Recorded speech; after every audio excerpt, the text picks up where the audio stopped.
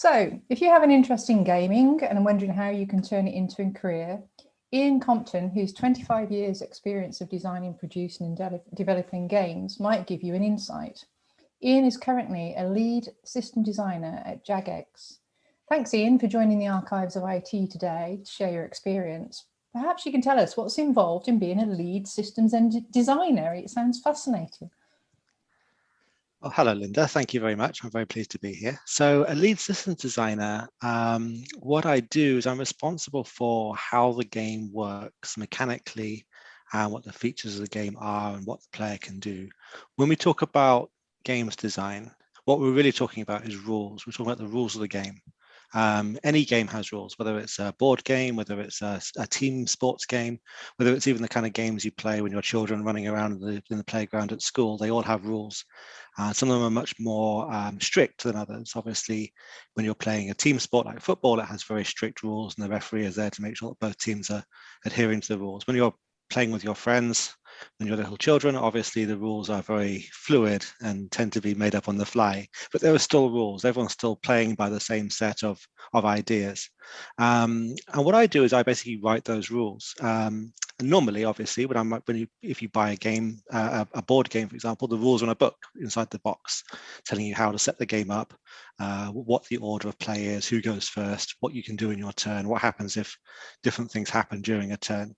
And I basically write those for computer games, except that instead of writing a book which the player is going to read, I write a set of documentation that programmers are going to read, and they're going to take those away and they're going to figure out how to turn those into game code. So everything from how you start off, what actually begins when you start the game, what state are you in, what health do you have, what car are you driving, what does your character look like, what options do we give you to change those things, how much money do you have, what can you immediately do when you first log into the game, what presentation do we give you at this point, and then as you go through the game, how the game actually works. If it's a driving game, how does the physics of the game, the driving work? What decisions can you take? What gameplay exists in the game to make the car go around corners or to overtake other cars? If it's a fighting game or a shooting game or a flying game or a puzzle game or an adventure game, whatever, what can you do as a player within that environment to change the game and win? And then of course we come to, how do you win? How do we measure how much you've won by? Is it a binary, you win or you lose, or can you win by a different amount? Is it a thing where you can win a lot or win a little, and how do we give you rewards for those different states? All of that is what systems design is. Wow, that's incredible. I'd never thought of that at all. I didn't think that's what you were going to say. I'm going to ask you a completely question that isn't on my sheet here. So do you actually therefore come up with the idea for the game as well, or is that more a team effort? That's more of a team effort. And so when we talk about the idea for the game, what we're talking about is what's called the initial pitch. And this is when somebody says to the game studio, let's make this game, and they'll come up with what's a very, very broad description of a game that they think the studio will be interested in making. Sometimes it's a team effort where the team will pitch ideas at the studio and they'll pick the one they like the best. And this is quite common in smaller studios, especially independent studios, making relatively fast games that can be made very quickly, like mobile games, for example, mobile puzzle games. And say, let's make a game like a mahjong game or a match 3 game, or let's make a little like top-down shooter game or a racing game or whatever. And you come up with this, and to start with, the pitch is very, very basic. It's just basically, this is roughly the kind of game it's going to be. This is the kind of genre it's going to have. This is the kind of graphic style I'm thinking about for this kind of stuff. Obviously, when you talk about much bigger, more complicated games, like the one I work on now, for example, then the studio will have very strong ideas about what kind of games it wants to make. Certain studios have a knowledge and expertise in certain kinds of game. So in response to your question, who pitches the game, it very much depends. And it's not usually me. Sometimes it can be, and it has been in the past, again, smaller studios, but very often it's a case of the studio already has a direction that it wants to follow, and they've got their product roadmap planned out for the next X number of years. That's very interesting. Thank you. So here you are, you're doing this role. what did you study at school and at university that's helped you start this career? And I know you've had a little bit of a different path Yes, into the career. so actually nothing I studied, well, actually that's not strictly true. So I don't have a traditional path into the games industry. The kind of role that I do, the typical path would be that you go to school, you get some science-based GCSEs or A levels, and then you go to university and you study something like computer science, or nowadays there's actually game design degrees, game development, broad-based game design and game development courses that will take you through all elements of art, design, programming, computer science, and none of that applies to me. I had a very generalist education when I was at school. I took a bunch of GCSEs. I never took A levels, and I didn't complete a degree. But what I was doing was I was making games, and this was the early 1990s. I was making games mostly for board games, for tabletop games, role-playing games, and similar games, because I've been doing that since I was a child, and it appealed to me. My parents would buy me board games to play when I was a kid, and board games for children actually aren't very good. They're designed to they're designed to impress the audience through shiny bits of plastic and funny things that happen, like things on springs and things like that, rather than having sort of solid game mechanics. And as a kid, I realized that these actually weren't very good games. So I'd come up with my own rules to using the pieces, using the board, using the cards that came in the boxes to make the games what I considered to be more fun and more interesting. And I just carried on doing that. And I discovered tabletop role-playing games, pen and paper games like Dungeons and Dragons, things like that. And that was like a revelation to me, because now this is a game about creating games. It's a game where the whole point from one side is to create a game for your friends to take part in. So I became very, very involved with that side of things.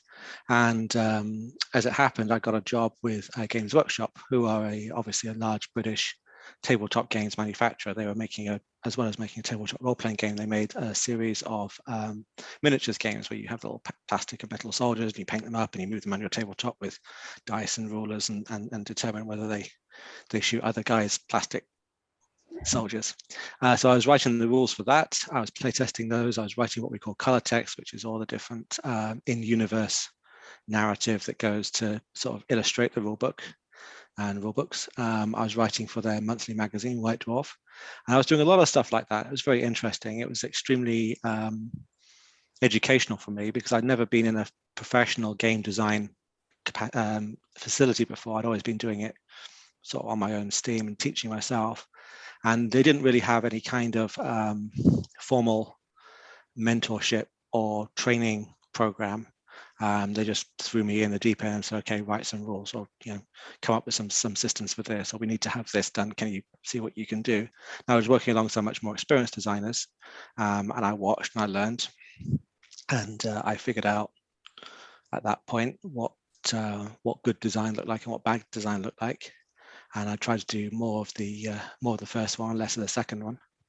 And then after some time, I transitioned to the world of digital games. Went to work for France Telecom, or a division of France Telecom in Paris, as an operations manager. I wasn't actually working in design at that point. I was working on the publishing side of things for a AAA massively multiplayer game that they were publishing in Europe from Paris. So that's how I got in the industry, and it was completely random. Okay, thank you. It sounds as though you actually learned on the job, which is very important as well. So, what qualities do you think you need to have then to be good at working in the games industry? So in the games industry at large, generally speaking, regardless of which role you're in, you need to be someone who's very, very good at communicating. You need to be very good at collaborating with other people as well, because nearly everything that we do is collaborative, and it's all about sharing ideas and discussing the best way forwards and the best way to achieve a result. And that's regardless whether you're a programmer, an artist, a designer, producer, whatever. It's all about communication and collaboration. And if you're not any good at both of those things, then you're going to have a miserable time.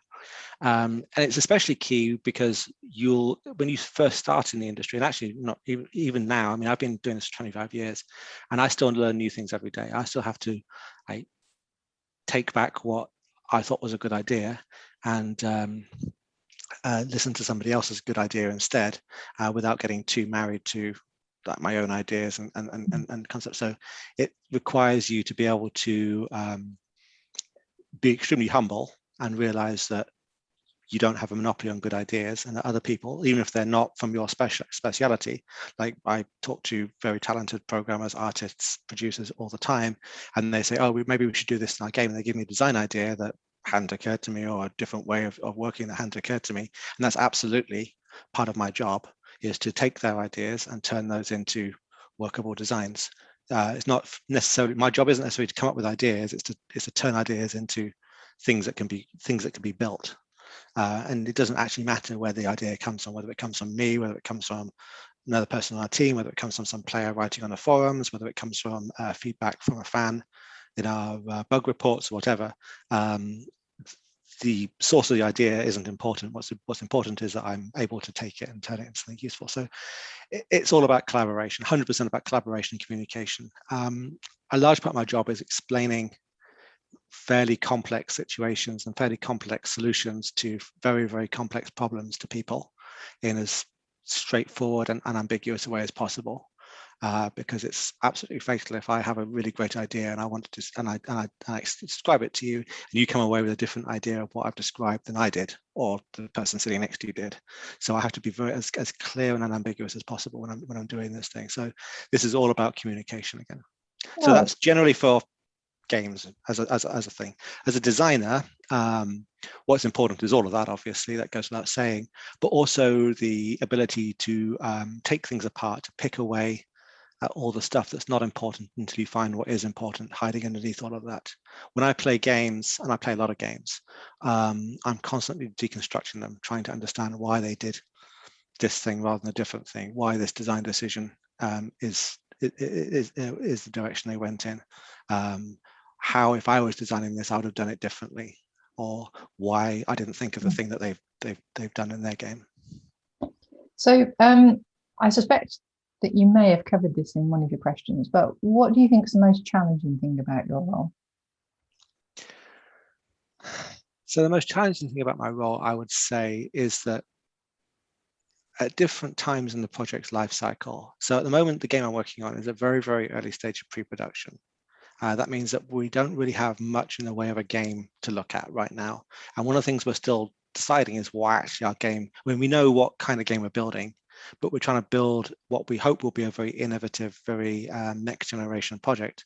It's not just an iteration on an existing game. So the very first thing we have to do is to try to understand what it is we're actually building. And there's a lot of what we call open questions where we don't know there's a lot of unknowns that we have to sort of map out. And when we're trying to plan like how to build a game around all these things that we haven't yet answered, it's very, very tricky. And it's also quite frustrating because everyone has their own kind of platonic ideal of what this game is going to look like in their head. And it doesn't really align with anybody else's. And that's not a failure. That's just because at the moment, the game kind of exists in every kind of state that it can possibly exist in. So until we nail it down to like this direction or that direction, everyone's going to have a different idea of what it is we're actually building here. And until we get to that point, get to the point where these decisions are made and we're saying, okay, no, it's going to be like this, it's going to be like this, it's going to be like this, we're making this decision, not that decision, then it's quite difficult to plan or to write designs or to build anything for that matter. So that has to be quite difficult, is trying to navigate the way that we build games at a very, very early stage when there's still a lot of unknowns to do. That does sound challenging. Yeah, there's a lot of very high concept conversations going on, which is fine for people like me who love high concept conversations, but it's not great for programmers who want to have work to do. Because they can't program high concept conversations. They can program ideas, you know, say, okay, build me an XP system, build me a monster, build me a quest system, build me a way I can move around the world and move a camera. And that's what they like to do. They don't like to have a big conversation about, well, maybe if our game was like a hamburger, what kind of hamburger it would be like. And that's an actual conversation I had with our creative director. Excellent. I like conversations like that. That sounds fun. I wonder what it looked like in the end, but I'm not going to ask you that now. I'm going to ask you then, so we've gone from challenging. What about exciting? What's the most exciting thing you think is about working in technology?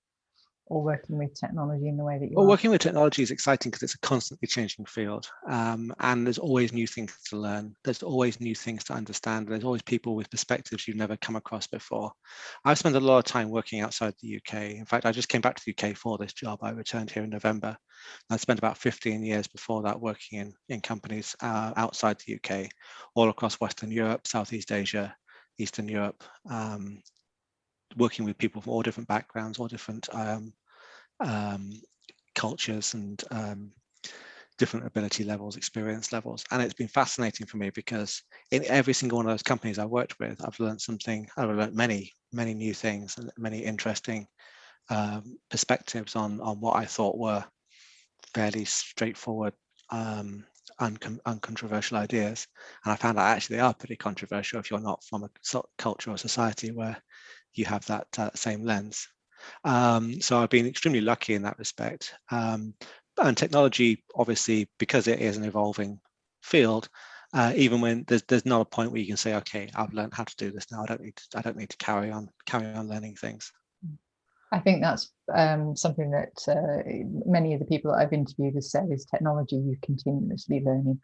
Absolutely. Yeah. And I think that's exciting as well as it's extremely exciting. I mean, it's incredible to me. I mean, I've worked in 7 different countries in the last 15 years, including the UK, and it's been an absolute privilege, honestly, to be able to have that experience. So with that, I'm going to ask you a question that really is, you've obviously seen different cultures, you've seen different teams, very diverse teams that you've worked within. I know that the gaming industry in the UK has a particularly low number of women working in it. So, what advice would you give to not only what advice would you give to someone considering games? And is there any particular advice you'd give to women or girls who are thinking about coming into the gaming industry? Well, I mean, so I think there's 2 different sets of answers there. So I'm going to address each of them separately, because I think that there's general advice I would give to anybody, and then there's specific advice I give to young women who are looking for, or older women for that matter, who are looking to change their career and move into the industry. So the general advice I give to people who want to be developing games is to just do it. Just develop games. You don't need a job title. You don't need a contract. You don't need a job to do that.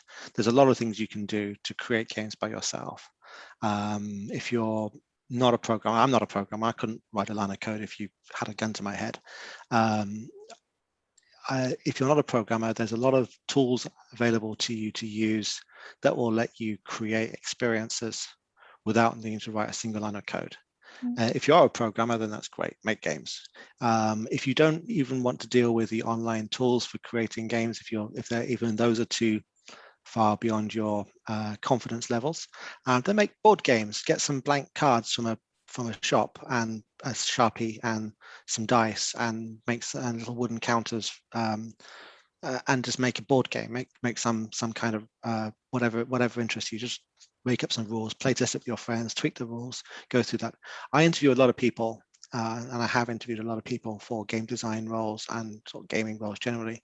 And they all tell me without fail that they're super passionate about making games. I look at their CVs, I look at their portfolios, and quite a lot of them haven't actually ever made games. And I said, well, if you're so passionate about making games, why aren't you doing it? It's like being a musician. You don't need a record contract to be a musician. You just need to be able to want to pick up an instrument and play it. And the same thing with being a game designer or being a game developer. If you want to make games, make games. You don't need anyone's permission to do that. You don't need me to tell you it's okay. You can just do it. So that's what I would say is basically, if you're not making games in your own time, then maybe you're not as passionate about making games as you're telling me you are. So that's the thing you should think about. And then the other thing is, I would say to women specifically, is that it's getting better. It is getting a lot better. It has been the case historically, as I'm sure that you're aware, and I'm sure that obviously many of your listeners are aware, that it's been very difficult for women to break into the industry and to be taken seriously. And it's definitely been the case that almost every time I've been interviewed for my job, I've been interviewed by a man. It's just a thing that's happened. All the studio heads I've worked for have been men. Most of the leads in most of the development disciplines have been men. But it is getting better, it is changing, and it's going to take, it's not going to be solved overnight. But the more women that get into the industry, the more women that go through and work and do the time and rise to the ranks, eventually that's going to change, and you're going to see more female leads, more female studio owners, more female hiring managers, people who are like directors, and people who are making the big decisions at the top of the studio with diverse viewpoints as well. And that's important to happen. Thank you. That's great. Just one last question then. Games have a massive impact on individuals who play them and groups of people who play them. What do you think it brings to society as a whole? So games do a lot of things for society as a whole, I think. I think it's an interesting thing. I mean, so I'm somebody who gets quite animated about wanting to change society and wanting to do good things. And I'm very aware that what I'm doing is I'm creating entertainment. I'm not, saving the lives of sick children, or, putting rainforests back together, or fixing the problems with our oceans or whatever. I'm making computer games. I'm doing things so you can waste 5 minutes on your phone while you're waiting for your kids to come out of school or whatever. But I think there is still good, societal good that happens from those games. I think one of the things that they do is they bring people together in ways that other entertainment media don't necessarily do. You can play games with other people that you don't know and you have never met and you will never meet. But by playing the game with them, you connect with them for a short time, and maybe you'll start chatting. Maybe you'll understand something about their perspective and their situation, their viewpoints. Maybe they just say bad things about your mum, but not everyone is there to change the world, And the other thing I think they do as well is they give us an escape. They give us a way to get away from our daily lives, which for a lot of people aren't very fun, aren't very pleasant. A lot of people are in bad situations or feel that they don't have a fulfilling life. And obviously most entertainment is escapist in some measure, whether it's film or TV, or whatever. But I think computer games, because they're so immersive, because you're inside the game, you're taking on the role of somebody doing a thing, whether it's fighting dragons or racing motor cars or making blocks move around so you can get 3 of them in a row and get rid of them or whatever. It doesn't matter what kind of game it is. It really doesn't. You don't have to deal with the daily stresses, the daily things that are happening, the realities of your existence that you might not be super happy about having to face up to every time.